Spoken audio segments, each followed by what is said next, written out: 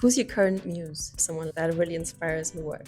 No one. It's my muse. It's been a while that I didn't have a muse, to be fair. Inspirations, I guess, it comes from like all different aspects. Can come from the trash bin, the wind blowing leaves. Maybe my muse is nature. What type of architecture or epoch gives you the ick? Wow. I'm recently really inspired by like 70s overall, but I would say I'm talking more about interiors rather than exteriors. The wooden textures, the inox, like the metal and rocks. Cringe. Oh, What okay, cringe is sorry, you? I misunderstood that. I'm always trying to think positive, that's why. That's a lovely attribute to have.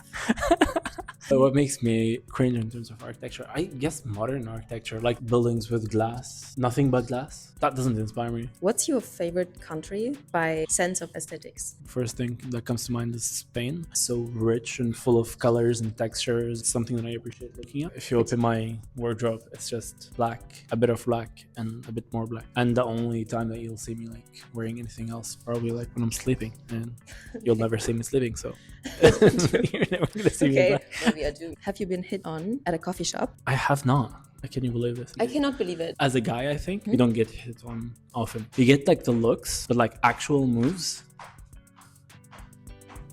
There was a certain rhythm in there. There was a rhythm. Le bouton.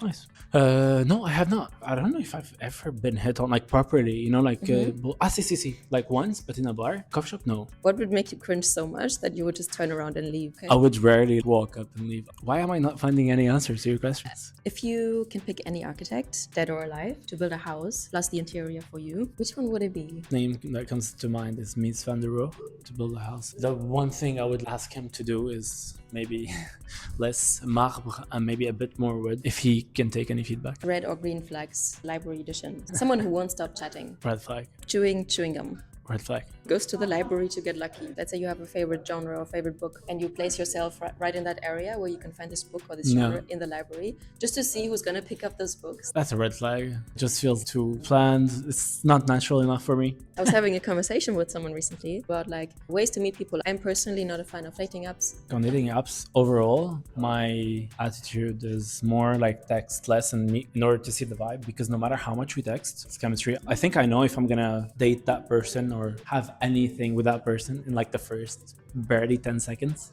of meeting them. You can see it in the eyes. We've seen a lot of brands that went from super uncool or unpopular, like Crocs, to hyper popular with a lot of marketing magic. What is a brand that you would like to see enter the mainstream or become popular? See, naturally, if a brand is mainstream, I tend to not like it so much, because if I like a brand that's not known, I don't want it to go mainstream, but not for the same reasons. Why is that? Maybe the normalization of something makes it a bit less exciting, but not in a sense that you don't want to share it. You would like to share it, but maybe mainstream doesn't necessarily go hand in hand with appreciation. You are creating, or you created your first coffee table book, Frames. I did. What was your experience taking the photographs, and did you have any weird or spicy experiences or moments taking those photographs? No weird experiences, to be fair, because I'm usually like a floating ghost, and most of the times I take like super close details, not of people. So I haven't. I started taking photos without the intention of creating a book, and then at some point I used to favorite my favorite textures for inspirations, and then I ended up looking at my album because they were of course ordered. They just looked super nice together. And then with Farcaster, the fact that we always post two photos next to each other, it just made me think constantly what photo goes with the other one. The constraint makes you creative? I like playing with the limitations of whatever exists, to be fair. I think it's more